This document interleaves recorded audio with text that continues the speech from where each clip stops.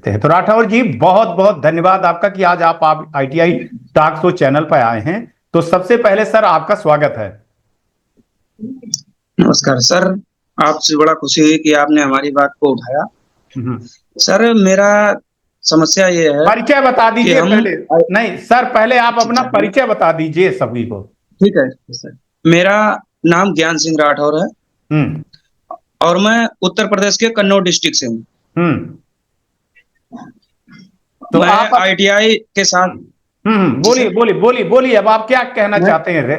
हाँ, मैं कहना ये चाहता हूँ, मैं ITI के साथ साथ में अप्रेंटिस भी इंडियन रेलवे से किया हुआ हूँ।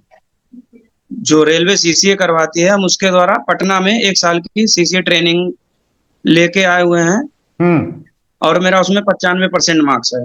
इसके बाद ये ग्रुप डी की जो लेवल 1 की वैकेंसी निकली हुई है, इसमें हम LD कोटा के मतलब PWD छात्र हैं। अच्छा। PWD में LD से 1 अर्म में एक हाथ से हैंडीकैप हूं मैं, और हमारे लिए इस वैकेंसी में कोई भी पोस्ट या किसी भी डिवीजन से कोई भी पोस्ट हमारे लिए नहीं रखी गई है, इसलिए हम इस ग्रुप डी में फॉर्म ही नहीं डाल पा रहे हैं।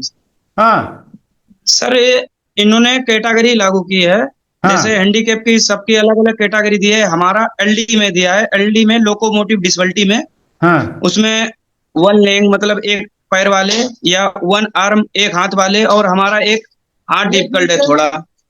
तो अप्रेंटिस भी हमें उसी जिन पोस्टों पे इन्होंने वैकेंसी दी है, उन्हीं पोस्टों पे मुझे TLAC में वर्कशॉप में अप्रेंटिस करवाई हुई है, और सभी काम मैं कर लेता हूँ अच्छे से ही।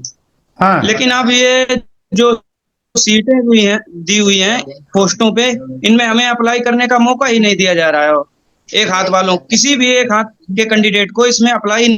तो आप क्या कहना चाहते हैं, क्या मांग रखना चाहते हैं रेलवे मंत्रालय? हाँ, जब मेरी रेलवे मंत्रालय से यही मांग है कि हम लोगों को भी मौका दिया जाए, हम लोग भी उस काम को अच्छे से कर सकते हैं। हाँ, बोलिए बोलिए बोलिए, क्या मांग करना चाहते हैं? पूरी चीजें आप अपनी रखिए। जो भी ये पोस्टें निकली हुई हैं, इनमें हमें भी मौका दिया जाए सर।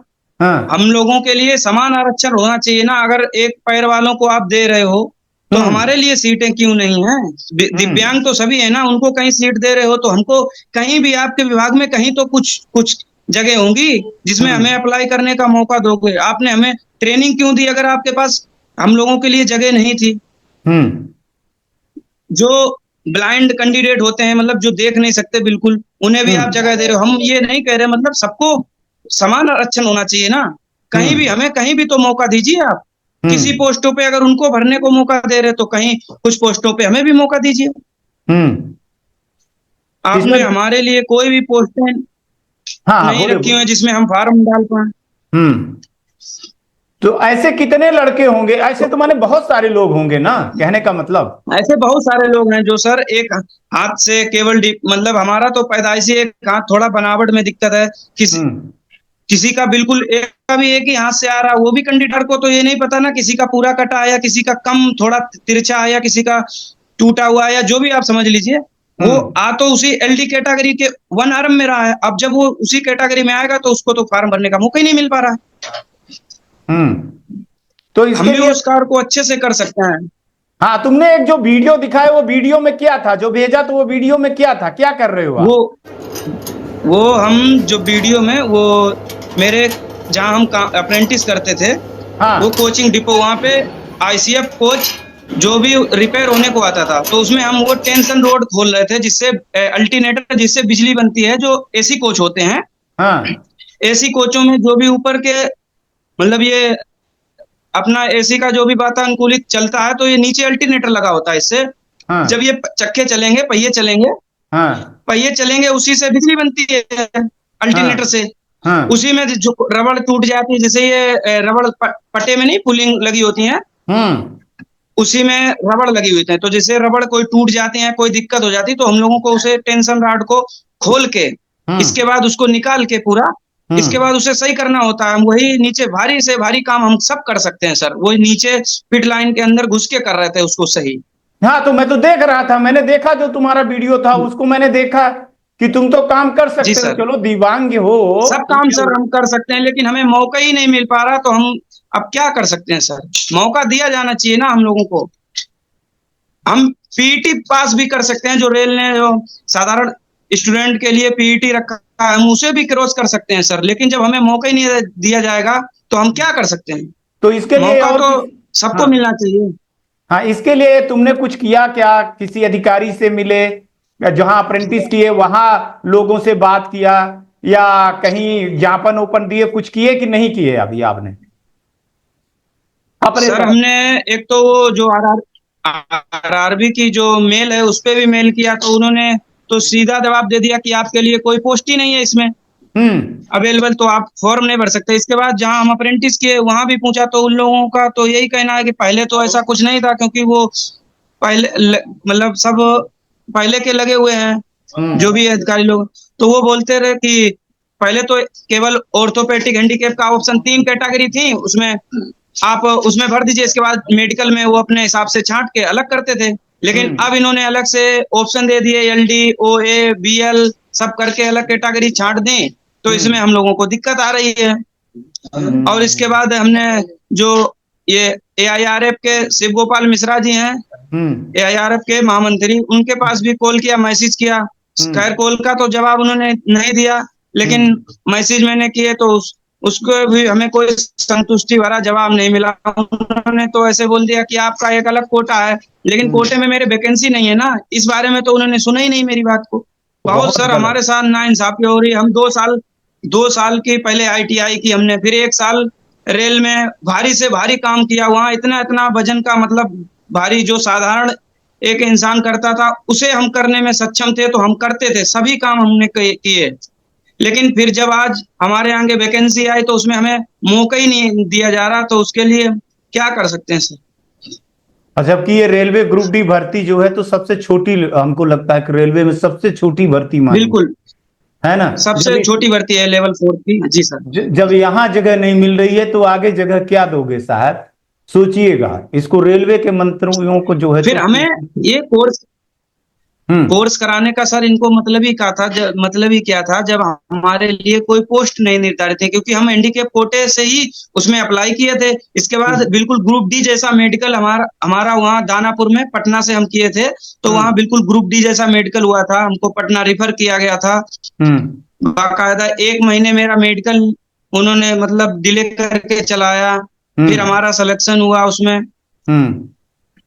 इसके बाद काम करवाया हमें, मतलब अच्छे मार्क्स से मैं पास करके आया, और हम्म। अब आप मौका नहीं दे रहे हो। भीख नहीं मांग रहे, हम तो अपना हक मांग रहे हैं। कौन कौन है आपके हम अपना परिवार में? हक मांग रहे सर, क्योंकि हमें करवाया आपने। कौन कौन है आपके परिवार में, मैं ये जानना चाहता हूँ। मेरे परिवार में मेरी पिताजी हैं और माताजी हैं, इसके बाद भाई है, मेरी वाइफ है और 2 बच्चे हैं मेरे। अच्छा, तो अब इनका सबको सबका आस है। सब इनका खर्चा कैसे आपके ऊपर निर्धारित है सब कुछ? माता पिता बूढ़े बिल्कुल होंगे। सर, हमें अभी, हाँ अभी हम प्राइवेट जॉब कर रहे हैं, कैसे भी कैसे सबको आस है कि हाँ मतलब हम करके आए हैं ट्रेनिंग या कुछ उसमें मौका मिलेगा, हम तो हम हम्म। उसको अगर एग्जाम को क्रॉस करेंगे तो हमें मिलेगा मौका आगे बढ़ने का, तो हम बढ़ सकते हैं। लेकिन हमें इन्होंने फॉर्म भरने का ही मौका नहीं दिया, एग्जाम की तो बात ही छोड़ दो, हम्म। जब हमें आगे रास्ते ही इन्होंने मेरे लिए पहले ही खत्म कर दी। बताइए, बूढ़े माँ बाप के सपने हैं राठौर, और शादी बिल्कुल भी सर। हो गई, बच्चे भी हैं, विकलांग भी हैं, बच्चे मतलब भी हैं। दिव्यांग भी हैं। कहाँ जाएं? बच्चों को बिल्कुल भी सर। पढ़ाएं तो कहाँ पढ़ाएं? बूढ़े माँ बाप को भी बिल्कुल सर। खर्चा कहाँ से उड़ाएं? सोचना चाहिए रेलवे को, और रेलवे के मंत्रियों को ये चीज सोचनी चाहिए। मैं तो वीडियो आपको वहां हम रोज 1 साल, भेजूंगा। हाँ, बोलो बोलो, तुमको जो बिल्कुल कहना है सर मैं बोलो। वहाँ 1 साल ट्रेन बिल्कुल मैं वहाँ 1 साल की ट्रेनिंग किया, वहां भी स्टाइपेंड 7700 देने को बोले थे और हमको 5500 ही दिए। हम फिर भी वहाँ 1 साल बिताए, क्योंकि हमारा मकसद उनके पैसों से नहीं था, लेकिन हम सोचे थे भविष्य में हमें कुछ उससे लाभ मिलेगा, इसलिए हम ट्रेनिंग ले रहे थे। वहाँ 5500 रुपये हर महीने के हिसाब से हमें पे करते थे, हमें ही नहीं जितने भी मेरे साथ में ज्वाइन हुए थे सभी को 5500 रुपये दिया गया, 1500 हिसाब से वो दिया ही नहीं गया, आज तक नहीं आया वो पैसा। बताइए, ये और हाल हमें अब है। मौका मिला तो उसमें हमारे लिए कोई जगह ही नहीं थी, किसी कोई तो पोस्ट हमारे लिए रखते, हर विभाग में इनके पास कोई ना कोई पोस्ट होती है सबको, मतलब जब ब्लाइंड वाला जो कैंडिडेट बिल्कुल नहीं देख सकता वो कर सकता है काम, तो हम क्यों नहीं कर सकते सर। उनके हिसाब से तो हम बिल्कुल काम ही नहीं कर सकते ना, इसीलिए तो उन्होंने पोस्टें नहीं दी हमारे लिए। अगर ये हम काम हाल नहीं है। कर सकते थे तो फिर हमें ट्रेनिंग में क्यों दिया गया? कितना दर्द भरा है लड़के के उसमें। वो साफ साफ कह रहा है कि अगर आपको ऐसा करना था तो हमको मौका ही नहीं देते, और मौका ना देते तो वो बेचारा ना करता, कुछ कहीं इधर उधर करके कुछ काम कर लेता। क्या प्राइवेट काम करते हो तुम? कुछ पढ़ाने उड़ाने करते हो? क्या करते हो? कि मजदूरी करते हो? क्या करते हो? पहले तो सर हम जब आईटीआई करते थे, उसके साथ में ही मैं जो गांव गांव में तेल की मतलब साइकिल से तेल बेचता था गांव गांव में, पढ़ता भी था। उसी पैसे से पढ़ते थे, फीस भरते थे? जी सर। इसके बाद अप्रेंटिस में जब वो मेरा पटना में सिलेक्शन हो गया तो मैं वहां रहने लगा, उसी 5500 से अपना खर्चा चलाता रहा, जैसे तैसे रूम भाड़ा जो भी एडजस्ट कर करके इधर उधर से मांग मूंग के। और अभी क्या काम कर रहे हो? लेकिन अभी हम सर नोएडा में एक कंपनी में काम कर रहे हैं। हम्म। परिवार कहाँ बिग रहता है? बास्केट कंपनी है। परिवार तो अभी घर पे ही रहता, क्योंकि इतना तो यहाँ 10-12 हजार रुपये मिलते हैं। अगर हम परिवार को रखेंगे तो उसके लिए रूम वूम इतना एडजस्ट नहीं हो पाता। अभी लड़कों के साथ में रहते हैं तो रूम का खर्चा कम पड़ता है। कई लड़कों के ग्रुप में रहते होगे तो वो शेयर हो जाता होगा खाना हाँ हाँ, रहने के लिए, है ना? बिल्कुल बिल्कुल, वही वही शेयरिंग रूम लिए हैं तो कम पड़ता है। हम्म। और अगर परिवार को लाएंगे तो अलग रूम। अभी परिवार को बस जो कुछ बचता है वो घर भेज देते हैं। बच्चों को पढ़ा रहे हो? हाँ सर, बच्चों को तो पढ़ाना ही है। बताइए साहब, और देखिए, हमारे न्यूज का मतलब यही है कि सच दिखाना, और मैं सच ही दिखा रहा हूं कि ज्ञान जैसे लड़के जो है तो हौसला रखे हुए हैं, मजदूरी करके आईटीआई करते हैं, माँ बाप के सपने को लेकर के पटना में अप्रेंटिस करते हैं, 5,500 रुपए में अपना घर चलाते हैं, फिर इस आशा के साथ बैठे रहते हैं कि कभी न कभी रेलवे के मंत्रियों को या रेलवे के बोर्ड को हमारी सुध आएगी और हमको जॉब देंगे, नौकरी देंगे। राठौर कह रहे हैं, सवाल उठा रहे हैं कि जो ब्लाइंड हैं, जो देख नहीं पाते हैं, उनके लिए तो जॉब है, जबकि हम काम कर सकते हैं। हमारा एक हाथ जो है तो दिव्यांग है, तो हमको काम नहीं दे रहे हैं। और घर की जो है तो परवरिश, और घर की जो है तो जिम्मेदारी, और माँ बाप के बूढ़े जिम्मेदारी, और बच्चों की बीवी की जिम्मेदारी के लिए लड़का जो है तो दिल्ली में आकर के किसी कंपनी में काम करता है, और वहां ज्यादा पैसे ना लगे इसलिए वो समूह में रहते हैं। 4-5 लड़के इकट्ठा होकर के एक कमरे में रहते होंगे, खाते होंगे, पीते होंगे। ये हमारे देश की नौजवानों की दशा है साहब।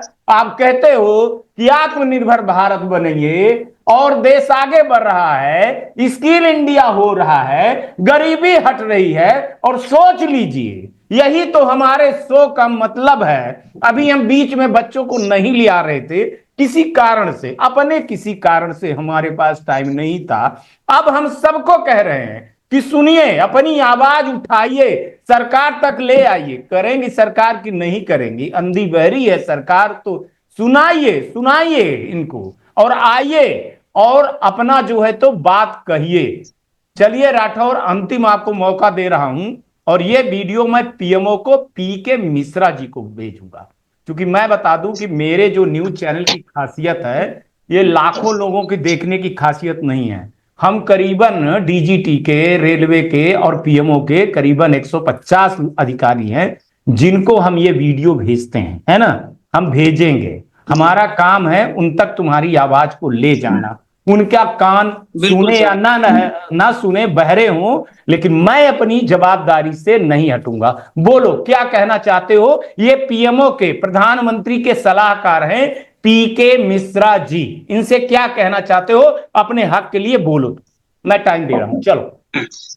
हम सर ये कहना चाहते हैं कि हमें मौका दिया जाए। हम एग्जाम जो भी आप उसके लिए हमारी पारंपरिकता को आजमाएंगे, हम वो देने को तैयार हैं, लेकिन हमें मौका तो दिया जाए आगे बढ़ने का। जब आप मौका ही नहीं दोगे तो हम क्या करेंगे सर? उसके लिए सिर्फ हमें फॉर्म डालने दिया जाए और हमारे लिए सीटें दी जाए हमें, जिससे मौका मिल सके आगे बढ़ने का। अगर हम आपके हिसाब से मतलब एग्जाम क्रॉस कर पाते हैं तब हमें आप दीजिए जो लेकिन हमें आप मौका तो दीजिए आगे बढ़ने का।